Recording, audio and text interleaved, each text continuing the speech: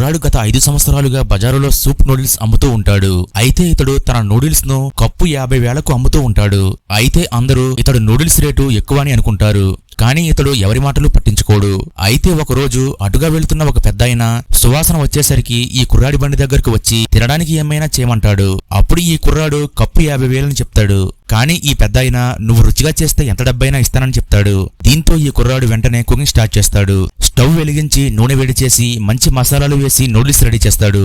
అలాగే వేడివేడిగా ఉండగానే తినేయమని చెప్తాడు. అయితే ఈ పెద్దాయన ఈ కప్పు మూత తెరవగానే ఆ నూడిల్స్ సువాసనకు ఇతడు ఆనందంలో తేలిపోతాడు. అలాగే వెంటనే ఆ నూడిల్స్ మొత్తాన్ని తినేస్తాడు.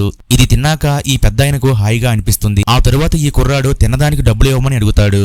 అప్పుడు ఈ పెద్దాయన తన జేబులు చెక్ చేసుకుని చూశాక తన దగ్గర డబ్బులు లేవని అర్థమవుతుంది. అప్పుడు ఈ కుర్రాడు ఈ పెద్దాయన కావాలనే డబ్బులు లేకుండా తెరగా తినిపోవడానికి వచ్చాడని అనుకుంటాడు. వెంటనే ఈ పెద్దాయన సంగతి చూడాలని కత్తి తీస్తాడు.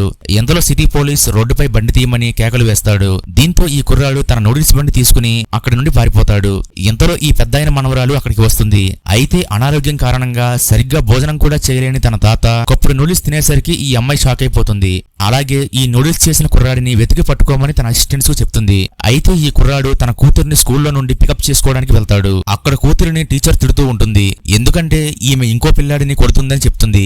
అలాగే ఆ పిల్లాడి తండ్రి కూడా ఈ కుర్రాడిని నువ్వు నీ కూతురిని సరిగ్గా పెంచలేదని తిట్టగా ఇతడికి కోపం వచ్చి ఒక తన్నుతాడు. అలా గొడవ జరుగుతూ ఉండగా ఈ కుర్రాడిని వెతుక్కుంటూ ఆ పెద్దాయన మనవరాలు ఇక్కడికి వస్తుంది. మిగతా స్టోరీ కోసం వీడియోని లైక్ చేయండి.